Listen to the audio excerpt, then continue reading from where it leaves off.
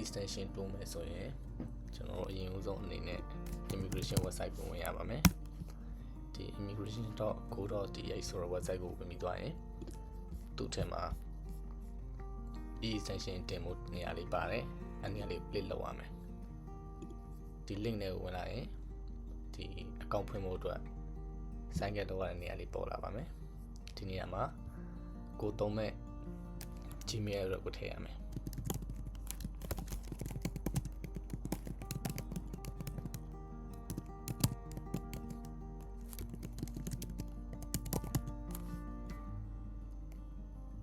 ဒီမှာကိုဖုန်းနံပါတ်ထည့်ရမယ်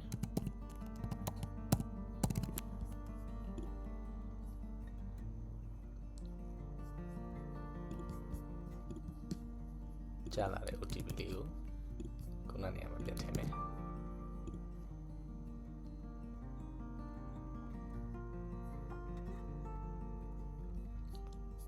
ဒါဆိုရင် extension တင်ဖို့အတွက် account ဖွင့်လာတော့ပြီးသွားပြီအဲ့တော့ပထမဆုံး nationality မှာမြန်မာလိုယူရပါမယ်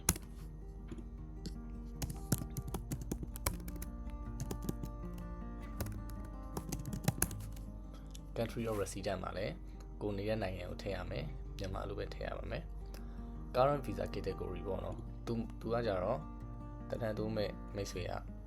14ရက် visa နဲ့လာရင် exemption visa ကိုရွေးရမယ်မဟုတ်ဘူး2လ visa နဲ့လာတဲ့သူဆိုရင် TR visa ဆိုတော့ရွေးရပါမယ်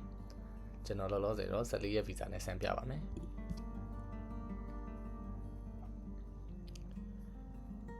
နောက်တစ်ဆင့်အနေနဲ့ current visa sub category ဆိုတဲ့နေရာမှာတော့14ရက်နဲ့လာတဲ့သူကပေါ်14 day ကိုရွေးရမယ်2လ visa နဲ့လာတဲ့သူကတော့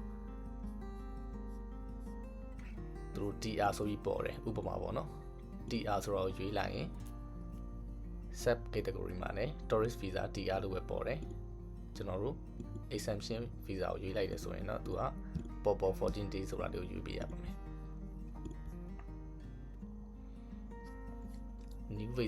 new visa category ဆိုတဲ့နေရာမှာတော့လူချင်းမင်းကတန်ရောက်ထောက်ခံစာယူပြီးသားရှိတယ်ဆိုရင်ဒီ necessity case confirmation or request by embassy ပေါ့နော်ဒါ embassy ကလက်တာယူပြီးပါပြီ request ပြီးပါပြီဆိုတဲ့သဘောမျိုးနဲ့ယူရမယ်မဟုတ်ဘူးတန်ရောက်ထောက်ခံစာမရှိသေးဘူးဆိုရင်တော့ကျွန်တော်တို့ tourism ဆိုတဲ့ option ကိုရွေးလို့ရတယ်ပြီးတော့မှ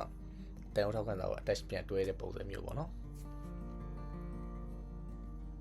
တော့0ကျွန်တော် tourism ဆိုတာနဲ့စမ်းပြပါမယ်သူကအောက်က set category မှာလည်း tourism ဆိုပြီး auto လေးကျွေးသွားပါတယ် current visa expire date ပေါ့နော်နောက်တစ်ဆင့်အောင်သူကတော့အရေးကြီးတယ်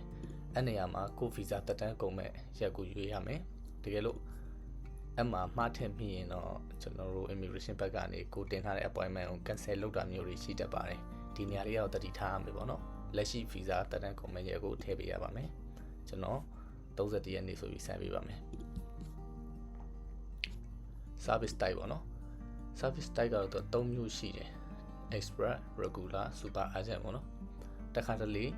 ကို appointment မရတဲ့အခါမျိုးတွေဆိုရင်တော့ဒီနေရာလေးမှာအပြောင်းလဲလုပ်ပြီးစမ်းကြည့်ဒါပိုအဆင်ပြေပါတယ်ပုံမှန်တော့ကျွန်တော်သူ့မှာပါ regular တိုင်းပဲထည့်လိုက်မယ် appointment တိတ်မရဘူးဆိုရင်တော့ super urgent ပြန်ရွေးပြီးစမ်းကြည့်မယ်ပေါ့ apply location ဒါတော့ကျွန်တော်တို့ဘန်ကောက်မှာနေတဲ့လူဆိုရင်ဘန်ကောက် immigration မှာတိုးမယ်ဆိုဘန်ကောက်ရွေးရမယ်ချင်းမိုင်မှာတိုးမယ်သူကချင်းမိုင်ဘက်ကိုရွေးပေးရပါမယ်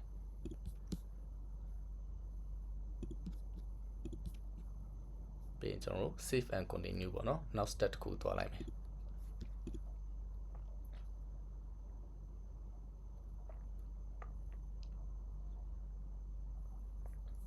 ဒီမှာ passport cover page ဒါ passport စာအုပ်ရဲ့ cover ပေါ့နော်စာအုပ်အနီရောင်စာမျက်နှာလေးထည့်ပေးရမယ်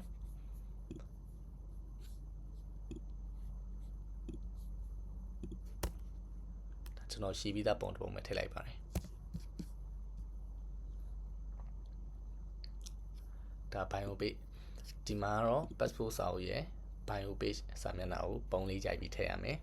ပုံရိုက်ပြီးတော့ upload လုပ်တဲ့အချိန်မှလည်းသတိထားဖို့လိုတာတော့ passport စာမျက်နှာတွေက အလင်းပြန်နေတာတွေနံပါတ်တွေတိတ်မမြင်ရတာမျိုးအဲ့ဒါမျိုးမဖြစ်အောင်တော့တတိထားပြီးရိုက်ရမယ်သူကလို့မရှင်းလင်းတာမျိုးဆိုရင်တော့ immigration ဘက်ကနေပြန်တောင်းတတ်ပါတယ်ကျွန်တော်ကတော့လောလောဆယ်အစမ်းပြတာဖြစ်တဲ့အတွက်ရှိတဲ့ပုံတစ်ခုပဲထည့်ပေးလိုက်မယ်ပေါ့နော်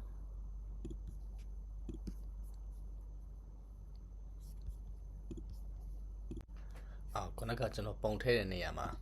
format မတူဖြစ်သွားတယ်ပေါ့နော် immigration ဘက်ကလက်ခံတာကသူက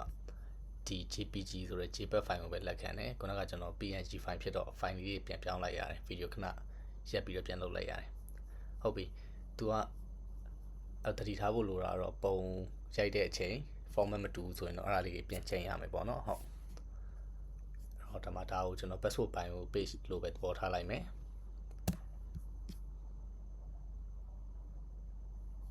ပြင်တာ entry stamp ပေါ့နော်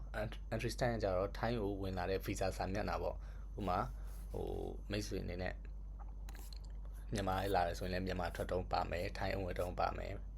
အဲ့လိုပေါ့အဲ့ဒီစာမျက်နှာလေးရိုက်ထည့်ပေးရပါမယ်သူလည်းအဲ့လိုပဲ JPG format နဲ့ပဲထည့်ပေးရမယ်ပေါ့နော်ကျွန်တော်တော့လောဆယ်ဆန်းတဲ့အနေနဲ့ပဲခုနကပုံလေးကိုပဲနာမည်ပြောင်းလိုက်ပါတယ်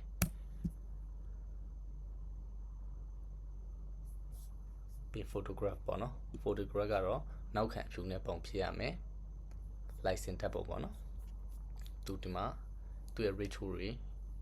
လိုအပ်တဲ့ဟာလေးတွေပြထားပေးပါတယ်ကျွန်တော်ပုံတစ်ပုံ online ရရှာထားတဲ့ပုံတစ်ပုံထည့်လိုက်ပါမယ်ဒါဒီမှာလည်းကိုလိုချင်တဲ့အတိုင်း site တွေပြင်ရွေးလို့ရတယ်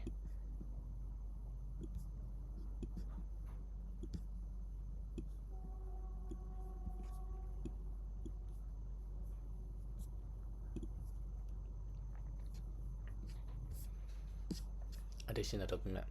ဒီနေရာမှာတော့ TM တင်ထည့်ရမယ်ပေါ့နော်ဒါကျွန်တော်တို့ကလောလောဆယ် appointment တင်တဲ့အချိန်မှာတန်ရုံးထောက်ခံစာမရှိဘူးဆိုတဲ့ option နဲ့တင်လာခဲ့တာပေါ့နော်ပထမ step 1မှာတော့အဲ့နေရာမှာတန်ရုံးထောက်ခံစာရှိတယ်လို့ရွေးခဲ့မယ်ဆိုရင်ဒီမှာထောက်ခံစာတင်မှုအတွက်ပါနေရာတစ်ခုထပ်ပေါ်ပါမယ်အခုကတော့အဲ့လိုမျိုးမပေါ်ဘူးအဲ့တော့ additional document ဆိုတဲ့နေရာမှာကျွန်တော်တို့ TM တင်ထည့်လိုက်ပါမယ်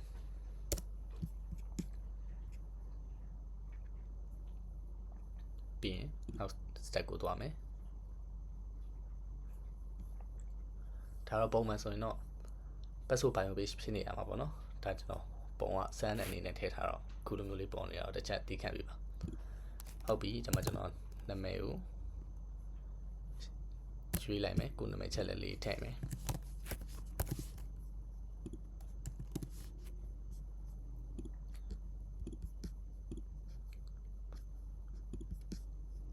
date of birth ပေါ့နော်မွေးနေ့လဲကို passport ရဲ့အတိုင်းတခြားလေးစစ်ပြီးထည့်လိုက်ရပါမယ်တမန်ကျွန်တော် random ထည့်လိုက်ပါမယ်ဟုတ်ပြီးတော့ place of birth ကကို passport မှာပါတယ်အဲ့ဒီအချက်လက်အတိုင်းလေးထည့်ပေးရပါမယ် passport number ပေါ့နော် passport number နဲ့ကို passport number အတိုင်းလေးပဲထည့်ရပါမယ်ဒါ place of issue ပေါ့နော်ဒါလည်း passport လုပ်တဲ့နေရာကိုပမာလုပ်ခဲ့လဲအဲ့ဒီဟာထည့်ရပါမယ် date of issue ဒါ passport စလုပ်တဲ့ date ပေါ့နော် passport ကိုဘယ်နှစ်ခုနှစ်ကလုပ်ထားလဲအဲ့ဒါလေးကိုကြည့်ပြီးတော့ရွေးရပါမယ် expire ပေါ့နော် passport သက်တမ်းကုန်မရက်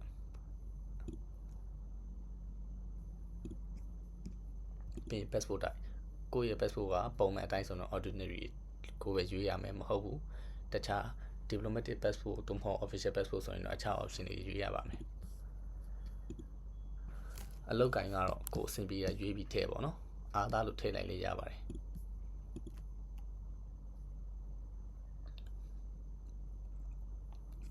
ဒီမှာ single ကိုရွေးမယ် transportation type ကတော့ထိုင်းကိုဝင်တဲ့အချိန်မှာကိုကလေယာဉ်နဲ့ဝင်ခဲ့လားကားနဲ့ဝင်ခဲ့လားသို့မဟုတ် ship တို့ train တို့ပေါ့နော်တစ်ခုဝင်ခဲ့လားအဲ့ဒါလေးကိုရွေးရမယ်လေဆိပ်ကဝင်တဲ့သူဆိုရင် airplane မှာရွေးရမယ် country of departure ကိုလာခဲ့တဲ့နိုင်ငံမှာပေါ့နော်မြန်မာလာရင်မြန်မာလို့ရွေးရမယ်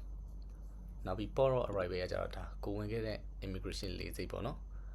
ဥပမာတိုနာဘူမီကလာတယ်ဆိုရင်တိုနာဘူမီလေဆိပ်ကိုရွေးရမယ်ဒွန်မောင်းဆိုရင်လည်းသူကဒွန်မောင်းဆိုရင်တော့ Bangkok International Airport ဆိုပြီးရှာရပါမယ် date of arrival ဒါတော့ထိုင်းနိုင်ငံကိုလက်ရှိ visa နဲ့ရောက်ခဲ့တဲ့ date ပေါ့နော်စပြီးထိုင်းကိုဝင်တဲ့ date ကိုရွေးပေးရမယ်ဒါလည်းကျွန်တော် random ပဲထည့်ပြလိုက်ပါမယ်ဒါတော့ arrival က departure ကနဲ့မှာတော့မဖြည့်လဲရတယ်သူကတော့ TTAC နဲ့မှထည့်လိုက်လဲအဆင်ပြေပါတယ်ဒါ extension ကတော့30ပေါ့နော် reason ကတော့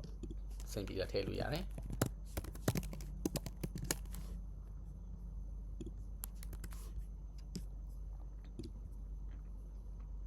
နောက်တစ်ခုက TN သတင်း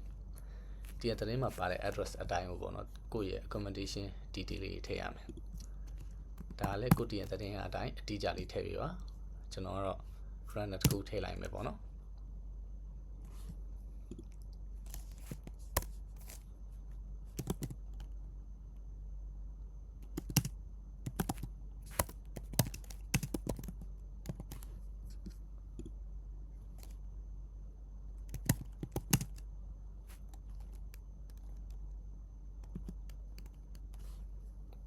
ထားပါတော့ဒါတော့ district ပေါ့ district လဲလို့ပဲ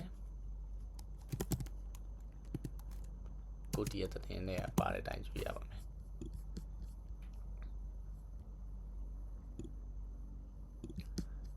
province ကတော့ Bangkok ဆိုရင် Bangkok ထည့်ရမယ်ဒါ zip code ပေါ့နော် zip code လဲကိုယ့်ရဲ့တင်ကပါတဲ့အတိုင်းပဲကြည့်ရပါမယ်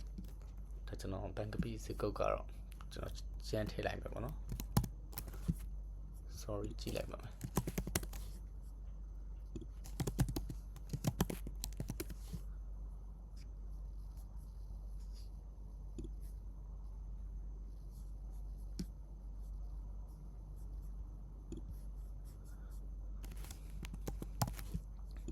ဒီနေရာမှာလည်းကိုယ်အဆင်ပြေတဲ့နာမည်ထည့်လို့ရတယ်ဒီမှာလည်းအဆင်ပြေတဲ့နာမည်ထည့်လို့ရတယ်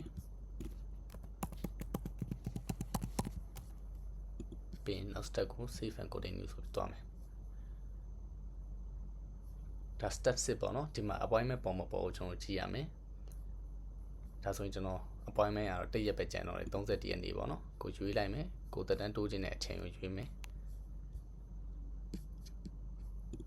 9နာရီဆိုတော့ရွေးလိုက်မယ်နောက်ပြီး save and continue ဟုတ်ပြီဒါဆိုရင်တော့ကျွန်တော်တို့ extension တင်တာပြီးတဲ့လောက်တော့ဖြစ်သွားပြီဒါမှဒါနောက်ဆုံး step မှာဒီဟာလေးတွေကိုအမှတ်ချစ်ပေးလိုက်မယ်ကိုပြန်စစ်ပေါ်တော့ကိုယ့်ရဲ့အချက်လက်လေးတွေရော appointment ဘယ်နေ့ယူထားတယ်ဘယ်အချိန်ပေါ့နော်မှန်လားကို data လေးတွေတော့တေချာမှန်ကန်အောင်ထည့်ဖို့လိုပါတယ်ဒါဆိုရင် payment step ရောက်သွားပြီ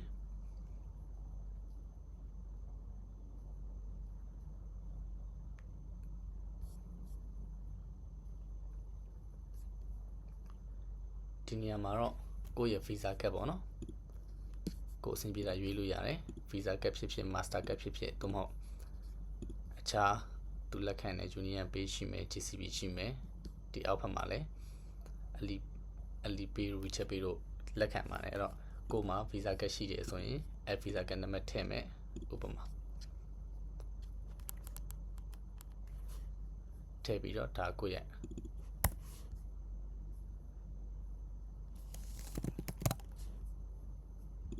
မေးလေးထည့်လိုက်ပါမယ်နောက်ပြီး continue payment ကိုသွားမယ်ဒါဆိုရင်တော့ကျွန်တော် confirm လုပ်လိုက်ရင် OTP လေးကြားလာမယ်အဲ့ဒီ OTP ကိုထည့်လိုက်တာနဲ့ကိုရှိရငွေ2400ဖြတ်သွားမယ်ဖြတ်သွားပြီးတော့သူ့ဘက်ကနေ confirm receipt လေးပေါ့နော်ငွေဖြတ်သွားကြောင်း receipt file လေးကြားလာပါမယ်ကြားလာပြီးတော့မေးထဲမှာတော့သူကဘာတွေထပ်ပြီးတော့လိုအပ်သေးလဲဆိုတာမျိုးတော့ထပ်တောင်းတယ်ဥပမာတန်ရုံထောက်ခံစာလုံးရင်တန်ရုံထောက်ခံစာထပ်တောင်းမယ်ကိုယ့်ဘက်က visa စာမျက်နှာတွေသို့မဟုတ် TR visa နဲ့လာတယ်လို့ဆိုရင်လည်း TR visa file တွေပေါ့နော်ဒါတွေလိုအပ်တယ်ဆိုရင်လည်းသူကတော့ကိုယ့်ရဲ့ Gmail ကနေတစ်ဆင့်ထပ်တောင်းတာတွေတော့ရှိပါတယ်ဗျဟုတ်ကဲ့ဒါလို့ဆိုရင် e-session တင်တာလေးကိုတော့အကြံပြင်းတော့သိပါပြီလို့ထင်ပါတယ်